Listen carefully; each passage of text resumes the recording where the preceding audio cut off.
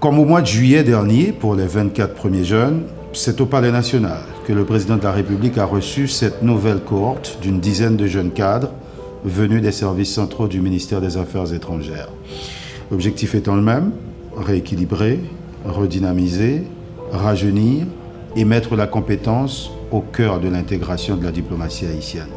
Comme le président Jovenel Moïse se plaît à le dire, une diplomatie au sein de laquelle prédomine le clientélisme au détriment de la compétence et du savoir-faire ne saurait servir de support au grand projet de développement national.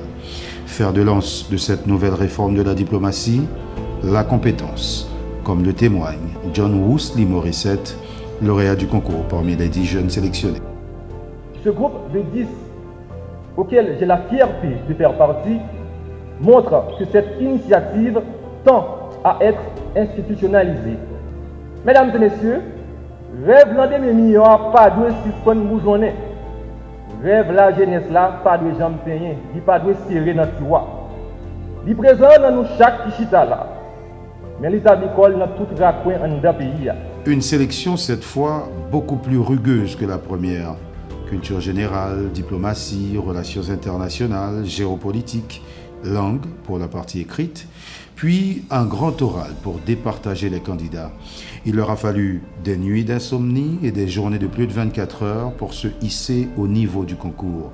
Pour la plupart, d'origine très modeste, c'est par la grande porte et sous les yeux du monde entier qu'ils reçoivent leurs lettres d'affectation.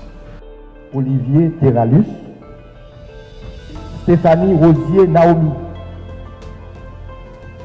John Randy,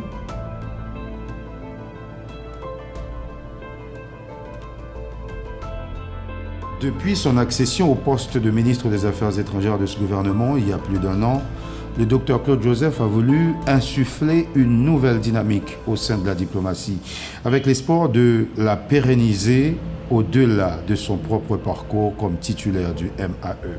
Ces 10 nouveaux jeunes cadres vont grossir les rangs des fonctionnaires de carrière qui ont enfin l'heureuse opportunité ou le grand privilège de mettre les expériences, les savoirs, le savoir-faire qu'ils ont acquis au sein du ministère au service de la diplomatie haïtienne, ainsi de suite. Nous espérons vivement que cette nouvelle façon de faire sera suivie et enrichie par ceux qui nous suivront aux commandes de la diplomatie haïtienne. Satisfait de voir son instruction mise à exécution, le président de la République a voulu mettre l'accent sur l'égalité des chances et l'opportunité qu'ont ces jeunes de servir leur pays au plus haut niveau, au-delà de leur origine sociale, de leur appartenance politique ou idéologique. Il est temps pour nous de faire triompher la justice sociale à travers les principes de l'égalité des chances. Monsieur le ministre Claude Joseph, je vous renouvelle mes remerciements pour avoir compris et mis en application les réformes que j'ai voulu voir dans la diplomatie haïtienne. Merci de mettre en œuvre ma vision de changer ces pratiques de diplomatie de sinécure à une diplomatie d'action. Olivier Terralus, Stéphanie Rosier Dahomey, Edwin Cyrus Seyd, John Landy, Jackson Saint-Julien, Peterson Benjamin, Jackie Chen Bellevue, Kelly Jean, Jean-Hugues Miracle, John Morissette. Retenez bien ces noms. Ce seront bientôt les jeunes loups de la diplomatie haïtienne.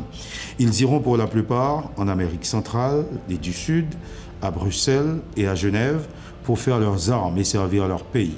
C'est donc au total une quarantaine de jeunes qui entament maintenant une carrière de diplomate après 2 concours organisés par le ministère des Affaires étrangères. Une lueur d'espoir pour ceux qui croient encore que la compétence, le savoir et le savoir-faire peuvent l'emporter sur le clientélisme politique.